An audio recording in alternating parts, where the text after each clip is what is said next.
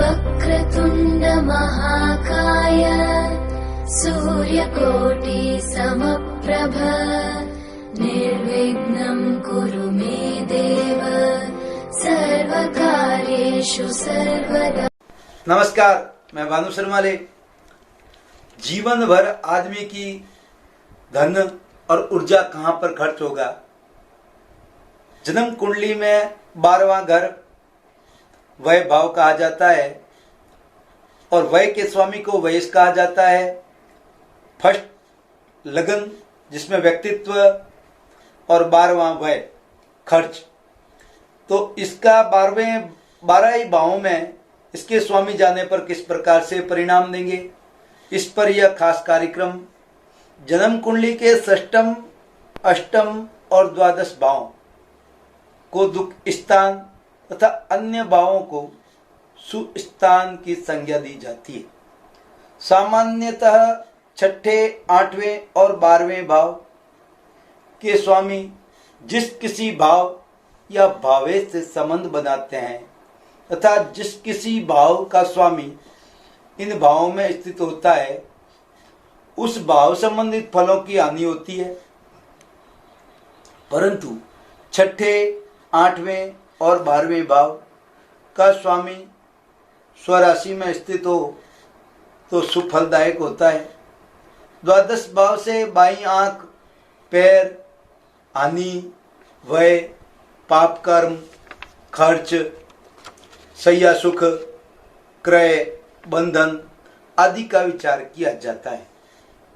12वां भाव कुंडली का अंतिम भाव होने से मनुष्य जीवन का अंतिम भाग है। प्रथम भाव लगन से गणना करने पर द्वादश भाव सबसे आखिरी भाव होता है। इस प्रकार से यह जीवन चक्र का अंत दर्शाता है। जो कुछ भी आरंभ हुआ है उसे एक न एक दिन तो समाप्त होना ही है, क्योंकि लगन जीवन का आरंभ, इसलिए द्वादश भाव जीवन की समाप्ति है। तो लगन मनुष्य की जीवन शक्ति है, उसकी ऊर्जा है तथा 12वां भाव उस ऊर्जा का वय खर्च है। इसलिए कुंडली के 12वें घर को भारतीय वैदिक ज्योतिष में वह स्थान, वह भाव, खर्च भाव कहा जाता है। मोक्ष भाव भी यहीं से देखा जाता है। मोक्ष भाव भी यह संकेत देता है कि जातक के द्वारा खर्च किए जाने वाला धन, ऊर्जा, शक्ति आम तौर पर किस प्रकार के कार्यों में व्यक्ति खर्च करेगा। 12वां घर विदेश यात्राओं, दंड संबंधित कानूनी, अस्पताल, कारावास, मृत्यु का कारक, सुख, सैया, इनका विचार किया जाता है।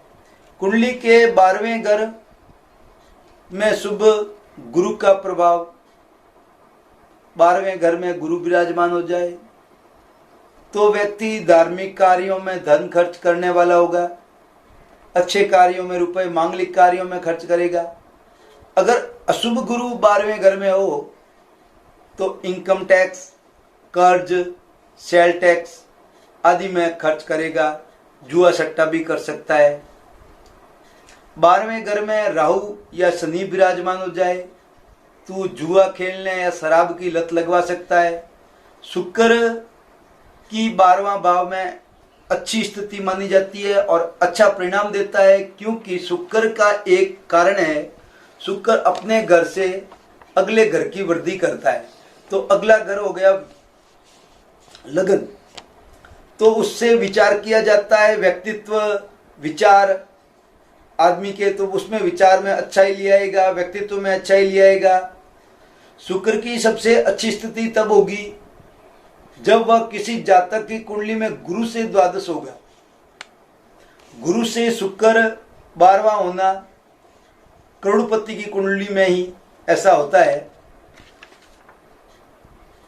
अब द्वादश भाव का स्वामी लगन में स्थित हो जाए, वही लगन में हो जाए, तो जातक भाग्यवान होगा, राजमान्य भी होगा, सौम्य भी होगा, विद्यावान, अपने स्वयं को दिखावे या स्वयं के लिए खर्च करता है, अपनी छवि चमकाने के लिए भी खर्च करता है, अपने ऊपर खर्च करने वाला होता है। कुल मिलाकर जो भी कमाएगा वो अपने ऊपर तो खूब सारा खर्च करेगा ही करेगा, अपने खुद को श्रेष्ठ दिखाने के लिए।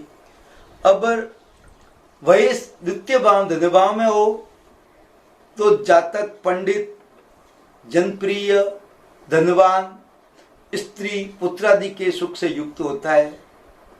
यह चल अचल संपत्ति होती है, लेकिन तरल मनी की कमी होती है, इनके पास में लिक्विडिटी नहीं रहती।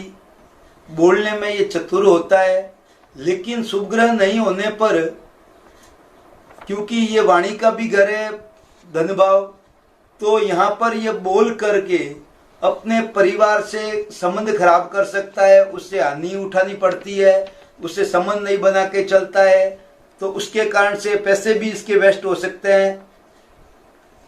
द्वादश भाव का स्वामी तृतीय भाव में यानी कि पराक्रम भाव में होने पर व्यक्ति पुत्र सुख से युक्त होता है, संतान कम होती है, अच्छा कार्य करने वाला, कार्य व्यवसाय में अच्छा लाभ करने वाला, अपने व्यवसाय से धन लगाने वाला व्यवसाय में धन लगा देता है, ये सांस करके इसका सांस अच्छा होता है, उसका जीवन सुखपूर्ण होता है। पिता के धन को भोगने वाला भी होता है। भाई या तो होता नहीं है, हो तो उनसे संबंध अच्छे नहीं रहते, लेकिन यह भाई बहनों को चाहने वाला, उन पर पैसे खर्च करने वाला जरूर होता है। अब वही चतुर्थ भाव सुख भाव में हो जाए, सुख भाव में होने से जातक का घर, जमीन, वाहन सुख प्राप्त होता है, माता पिता का पूर्ण आशीर्वाद मिलता है। शुभ ग्रह की दृष्टि नहीं होने पर माता पिता से मतभेद या माँ का स्वास्थ्य ठीक नहीं रहना, ऐसा जातक पुण्यवान, वाक्चातुर्य, यशस्वी और साहसी होता है। यह व्यक्ति सुख के साधनों पर बहुत अधिक खर्च करता है। इलेक्ट्रॉनिक सामान, गाड़ी है, घर में अन्य कई सामग्रियां, वो पैसा खर्च करता रहता है और सुख भोगता रहता है। सुख के सामान ये जरूर ले आता है। द्वादश भाव का स्वामी यदि पंचम भाव में स्थित हो तो जातक पुत्रवान और धनवान तो होता है, शिक्षा एवं संतान पर खर्च करने वाला भी होता है। जातक धर्म शिक्षा पर खर्च करता है, उसमें रुचि भी होती है,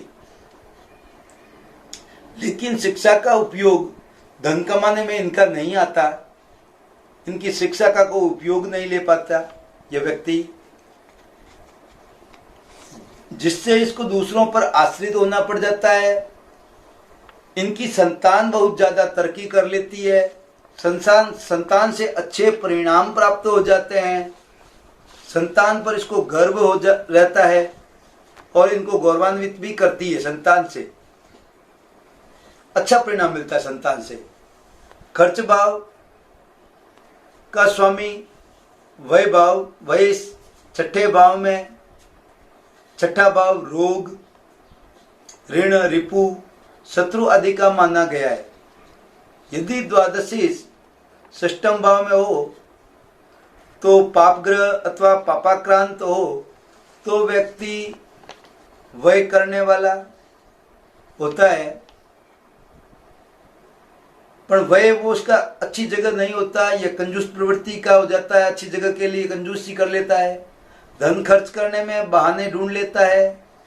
यह व्यक्ति गलत कार्यों में को अच्छा मानता है, सदैव विवाद, लड़ाई झगड़े में लिप्त रहने की मनसा जरूर रहती है या रह जाता है। यह यदि वही शुभ ग्रह होकर के शत्रु भाव में स्थित हो तो कर्ज आदि से यह व्यक्ति तरक्की कर लेता है। लोन वगैरह लेकर के यह व्यवसाय वृद्धि कर लेता है या व्यापार के लिए श्रेष्ठ होता है। कार्य व्यवसाय में लाभ करने वाला, शत्रु अंता होता है, सुख भोगने वाला होता है। सप्तम भाव में हो वह तो जातक का वैवाहिक जीवन मध्यम रहता है। जातक अपने को चैत्रवान रखे तो वैवाहिक जीवन ठीक रहता है। वैसे जातक दुष्ट, दुराचारी, चतुर होता है, लेकिन इनके लिए खास तौर से यह अपना चरित्र पर खास ख्याल रखे तो इनका वैवाहिक जीवन अच्छा रहता है। नहीं तो दाम्पत्य जीवन में प्रॉब्लम खड़ी हो जाती है और वहाँ पर क्रूर ग्रह हो जाने पर या क्रूर ग्रह की दृष्टि हो जाने पर, पापी ग्रहों की दृष्टि हो जाने पर तलाक तक की नौबत ले आता है। वैसे अष्टमेश, वयस्क का अष्टमेश में जाना जातक ईर्ष्या रखने वाला और दूसरों से बैर करने वाला और मोक्ष धर्म की प्राप्ति पर खर्च करने वाला होता है। शुभ दृष्टि नहीं होने पर स्वास्थ्य कुछ इनका खराब रह जाता है। और वयस्क का नवम भाव में यानी भाग्य भाव में जाने से जातक धर्मात्मा, धनवान होता है। पाप ग्रह हो, पाप ग्रह से युत हो या पाप ग्रह से दृष्ट हो पर जातक धन व्यर्थ चला जाता है। यह व्यक्ति धार्मिक नहीं होता, दिखावे का धर्म पर खर्च करता है। पिता से भी संबंध अच्छे नहीं रहते, अपने स्वार्थ सिद्धि के लिए धर्म की आड़ में गलत करता रहता है। यह दिखावे के लिए धर्मात्मा बनता है, लेकिन वास्तविकता में इनको श्रद्धा नहीं होती।